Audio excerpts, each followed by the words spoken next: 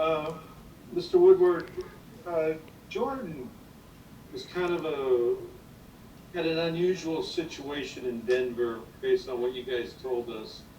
How eager were you guys to get a look at him and get a measure of where he is throwing? Yeah, he was probably the one guy that I think we were all concerned with, not because of the work he was doing, but just because of the circumstances he had. So I feel like at the end, the last month or so, he seemed like he was in a much better situation. Obviously, we're evaluating every guy when they throw.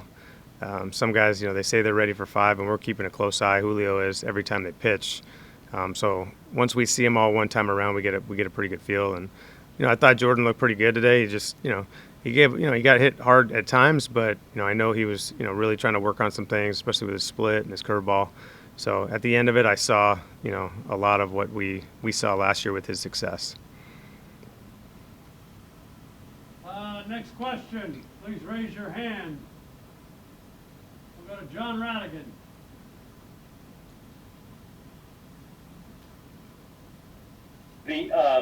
Does the week and seeing all these guys though validate or remind you of just one of the real strengths of this team, just how well the starting pitchers have done in each of their first pass through the rotation here? Yeah, I think so. And not only the obviously the quality of who they are and what we expected, but in the off time, the work that they committed themselves to, and to see them all kind of go out and be able to go 4 or 5 innings each is pretty special. And we're obviously really excited. The players are really excited about that, and it speaks volume to just their commitment to our ball club. Next question. Sam. Go ahead, Sam. Okay. Go ahead, Sam. Chris, yeah, I can barely hear John, but Chris, I'm curious, have you talked to Joey Gallo at all, and just kind of gotten, his perspective and just kind of where he is? Yeah, absolutely. I've been talking to him pretty much through this whole process. Obviously he's frustrated, but he's got a really good, mature sense of how to handle this. I know he's, at first he was disappointed, and listen, there's nothing we can do at this point. He's got to kind of ride it out, and he's got to do the best he can to be prepared when he comes back. And I don't know if there's a silver lining to it, but if we don't have to, if he doesn't have the opportunity to get this thing later on in the season, that's a good thing for our ball club to have our best player available. So, like this whole situation is going to affect every team, and right now it's it got our best player, but he's in good spirits and he's going to work through it, and we'll support him through it. There seems to be just a little general concern around baseball. I know some teams have canceled their workouts today. Do you kind of think about that stuff? Have you been concerned about timing of getting tests back?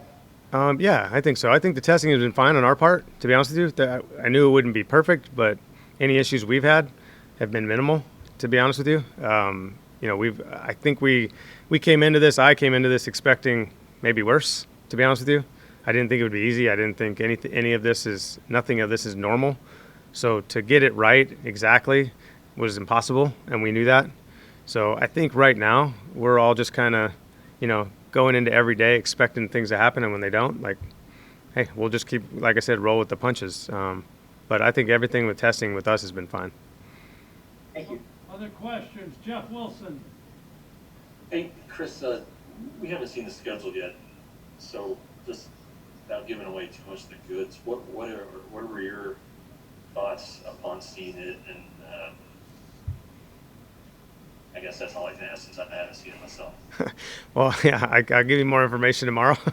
But I, obviously knowing the schedule itself, knowing we're going to play 40 against our division and 20 against the National League West, we've already kind of started our preparation on those teams, and kind of know what we're going to expect and what we're going to be up against. So, I don't foresee any surprises. Maybe it depends on how many times we play a team at our place or their place. But I know nobody's ever played in our place, so that's got to be a little bit of an advantage on our part. All right, thought I'd give it a shot. Good try. Other questions? Chris. Hey, Chris. In case things, just are delayed with Gallo coming back, what are you looking at? for anybody who can possibly step in right field for you? We got a lot of options. I mean, you look up and down the roster. I mean, we still haven't even made our 30-man roster. So, if we happen to not have Joey to start the season, obviously we'll consider that, and we'll consider options to be right fielder right now. But we got a bunch of guys. Heineman, Garcia, Refsnyder, all these guys that can play the outfield. Eli White. So we're getting a look at these guys because our 30-man roster is going to probably look a lot different than our 26-man roster, just because we can keep speed, we can keep defense, we can keep extra guys, without having to burn through anybody. So I don't know. I mean, hopefully we don't. Hopefully we got Joey to start the season and we don't have an issue, but you just never know. Thank you. Other questions? John Radigan. So Woody, you talked about how this, is nobody knows what this place plays like. You've really had your first good looks at how this field plays. What do you notice, and what do you think about the playability of Globe Life Field? I think it plays perfect. That's all I'm going to give you, because I don't want anybody else to hear what it plays like. I know that other teams are going to, probably do their due diligence to find out, but, we are heavily watching everything that happens from a field standpoint to make sure that we are aware of everything, any potential issue or our outfield play, how the roof plays, balls down the line, how the infield, outfield, the ball bounce, everything. We're taking into account everything to try to develop, listen, it's going to take teams a while to figure it out, and they're not going to have that much time to figure it out. With protocols in place, they're not going to be able to get to the field early. It's going to be difficult. So, and we know that. So we're going to do everything we can to kind of maintain that advantage. Other questions for Woody? Emily? Hey, Woody, you mentioned that you guys haven't had many issues, with testing. When you see around baseball the issues that have taken place in other camps, does that increase the conversation, in your clubhouse, or are y'all just kind of not paying attention to what's going on, or how's that? I didn't get the last part of that, but I think you asked, are we paying attention to what's going around? Yeah, I think everybody's kind of talking about it. MLB Network's on in our clubhouse. We're hearing everything from every other club.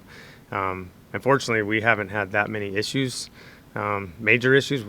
Nothing like what we're hearing on TV. So I think a lot of that has to do. Some of it's unlucky on the other team's parts.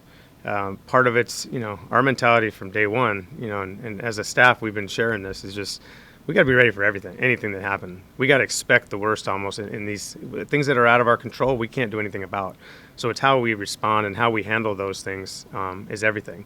And there's going to be a lot to complain about this year. And I refuse to let our guys complain and point fingers and place blame on anything, because what's the point? Everybody's having to deal with something not go their way. Their best player, we might be out.